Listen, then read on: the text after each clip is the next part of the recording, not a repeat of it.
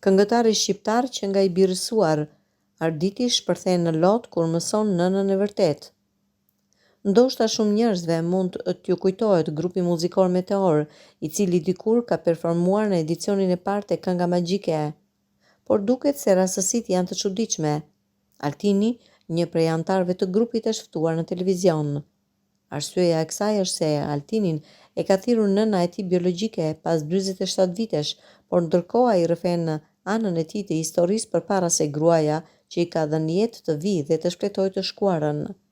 Altini e nis rrëfimin me momentin si e mësoi që ishte i birësuar. Ai tregon se gjatë rritjes kishte dëgjuar her pas here fjalë nga të tjerët, por momenti i dur dhe i zgjedhur nga ata ishte pasi ai përfundoi shërbimin ushtarak. Ishte një ditë si zakonisht normale. U ula me të dy prindrit. Than, ka ardhur koha që ne të flasim dhe e shohim të arsyeshme momentalisht që ke moshën, logjikën, pjekurinë e duhur që ta tregojmë të vërtetën. Babi nuk arriti dot ta suportonte, ndezi cigaren dhe doli jashtë, ndërsa mami mi tregoi të gjitha. Di që kur kam lindur, me sa më tregoi nëna, jam dorëzuar në institucione si të jetimoreve nga materniteti dhe nuk e di se ku, në Durrës ose diku tjetër, dhe më pas në jetimoren e Durrësit. Më pas jam birësuar normalisht brenda gjithë proceseve të caktuara të asaj kohe. Nuk kam asnjë lloj informacioni për çfarëdo motivi të ishte. Emrin e babait jo, kurse të nënës me të dëgjuar nga larg, por nuk e them dot se është e saktë apo jo. Por disa thonë se e ka Rukie, disa Hekrie.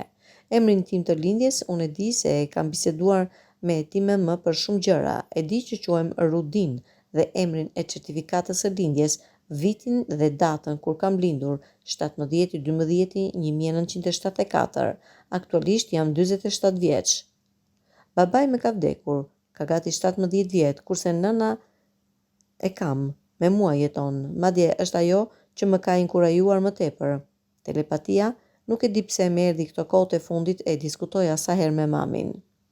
Po sikur e ndjeja, jo se isha unë ai që do kërkoja ose i shtyr, dhe nga kurreshte që të kërkoja se i shmangesha dhe refuzimit ndoshta të nënës biologjike, si shumë raste të tjera, por isha kurioz, kisha një boshllëk, më ishte trazuar shpirti që të dija për të ardhmen dhe origjinën time, sepse kam edhe 2 fëmijë që i kam si drita, nuk i dihet nesër si vjen koha.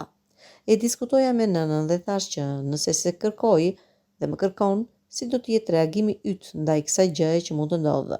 Do me thënë pyesnim dhe përgjigjeshim për njëri tjetrin.